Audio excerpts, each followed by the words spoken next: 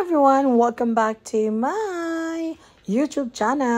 And for today's video, of course, trabaho tayo. So this time I'm working and heading to my work already kasi 5 PM yung start ng trabaho ko to 10 PM. At as you can see, nakascarf tayo dahil malamig dito sa Iceland. Super malamig dito dahil winter. And starting na rin yung Christmas. As you can see, there's Christmas vibe. And ang aking working place pala ay malapit lang sa church. As you can see, at nilalakad ko lang talaga to. Mga 700 meters lang. Maximum 800 meters, nandun na ako. At nasa left side lang to ng famous church sa sentro ng Reykjavik. At ayan, yes. So, keep on watching guys. And please don't forget to like, share, and comment down below if you have questions.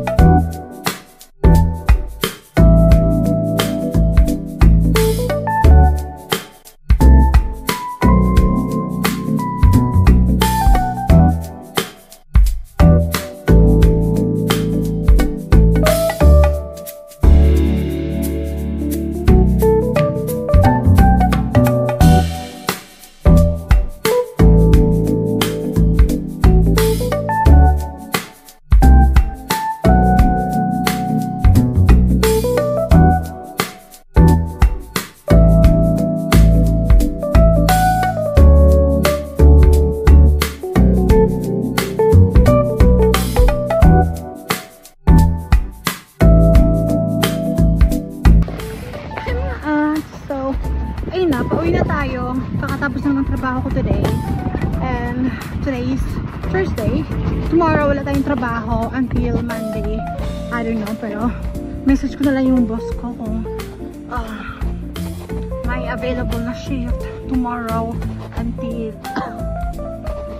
this weekend is i-grab ko na lang kasi wala din naman akong gagawin. I mean, wala talaga kasi shiver, mag-work din. So, much better na mag-work na rin tayo kahit weekend. Samantalay na natin. So, ayun, pauwi na ako. Ang tsura dito sa Iceland. Snowy pa din. Malamig na malamig. So, inuubo pa rin ako ng sobra-sobra. So, kailangan ko talaga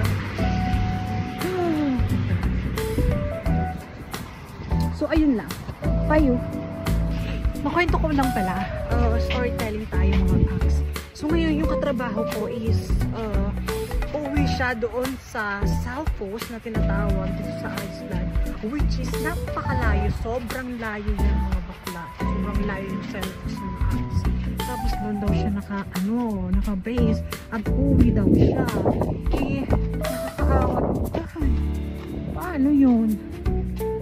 Diba? Pero sana okay lang siya and sana maging okay lang siya. So si God na lang bahala sa kanya kasi hindi naman natin kaya maging magpaka-hero, diba? So sana maging okay siya, maging safe siya. Panalangin na lang natin na maging safe siya kasi magbabas yun from here to South Coast. Eh, ang tagal-tagal noon. Baka bukas pa siya dumating doon ng akla. Mga 3 hours more than pa ata. So, ayun lang, ma-update ko lang kayo. At nandito na nga ako sa kalsada. Malapit kasi kami sa kalsada mga bakit. So, tatawid lang ako at nandun na ako. At ayun na, sige na, nilalamig na ang aking kamay. Bye you! Thank you for watching. Bye!